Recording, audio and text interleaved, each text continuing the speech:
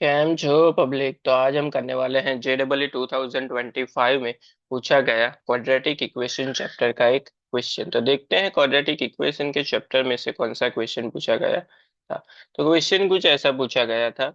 The number of solution of the equation, यहाँ पे एक इक्वेशन हमको दिया गया है 9/x minus 9/√x+2 into 2/x minus 7/√x+3 is equal to 0। ये जो पूरा इक्वेशन है इसके कितने जीरोस हमको मिलेंगे वो यहाँ पे हमको फाइंड आउट करना है। चलिए देखते हैं इस वाले क्वेश्चन को कैसे सॉल्व करेंगे। बहुत ही इजी क्वेश्चन है। सबसे पहले तो यहाँ पे 1/√x है माइनस 9/√x है। तो यहाँ पे क्या है कि इस x को डिवीजन में है, लेकिन हमको क्वाड्रेटिक इक्वेशन में ऊपर की साइड चाहिए। तो हम क्या करते हैं, यहाँ पे 1/√x सेंटर में है, तो यहाँ पे 1/√x इज इक्वल टू क्या सपोज कर लेते हैं, t सपोज कर लेते हैं।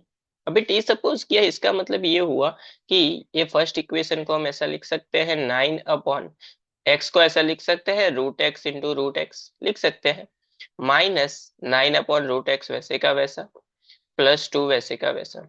सिमिलरली यहाँ पे भी ऐसा हो जाएगा, 2/√x into √x minus 7/√x +3 is equal to 0।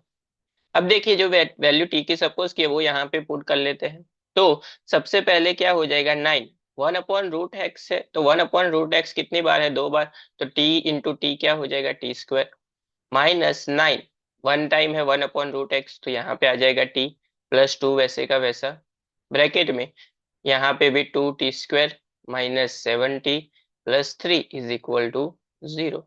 Quadratic equation मिल गया, इसको सॉल्व करना है तो हमको डायरेक्ट आंसर मिल जाएगा, सिंपल है।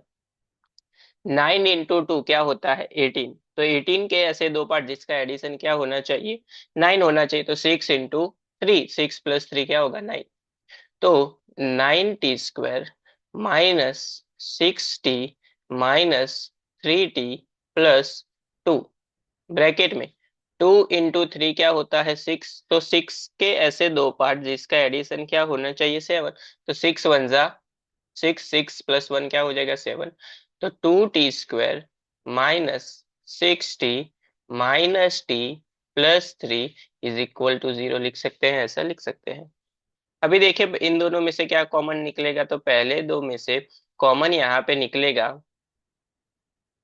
3t। 3t आ गया बाहर, अंदर क्या बचा, 3t माइनस यहाँ पे बचा 2। इन दोनों में से कुछ कॉमन नहीं निकलेगा, लेकिन क्या कॉमन निकलेगा, कुछ नहीं है तो -1।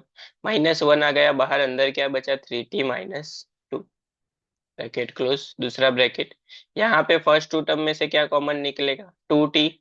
तो 2t आ गया बाहर, अंदर क्या बचा, t-3। इन दोनों में से कुछ कॉमन नहीं है तो -1 कॉमन, अंदर क्या बचा, t-3 इज इक्वल टू 0।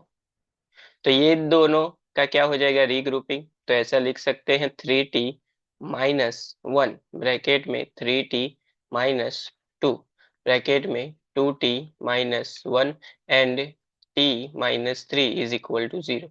अगर सभी को इंडिविजुअली 0 से कंपेयर करेंगे तो एक t इज इक्वल टू हो जाएगा 1/3 फर्स्ट के लिए, दूसरा t is equal to second के लिए हो जाएगा 2/3, इसके लिए हो जाएगा t is equal to 1/2 and इसके लिए t इज इक्वल टू हो जाएगा 3। तो यहाँ पे देखिए कितने जीरोस मिले हमको, कितने नंबर ऑफ सॉल्यूशन मिले। तो यहाँ पे हमको कितने नंबर ऑफ सॉल्यूशन मिले, 4 नंबर ऑफ सॉल्यूशन, यानी कि करेक्ट आंसर हमारा हो गया 4। अभी ये चेक करना क्यों जरूरी है, आप डायरेक्ट दो क्वाड्रेटिक इक्वेशन है तो 4 सॉल्यूशन है वो लिख सकते हो, लेकिन कभी कभी ऐसा होता है कि किसी क्वेश्चन में क्या होता है कि दो इक्वल रूट मिलते हैं, तो यहाँ पे दो इक्वल रूट है तो उसको 1 काउंट करना पड़ेगा। तो इस कंडीशन के लिए आपको क्या करना है, पूरा सिंप्लीफाई करना पड़ेगा।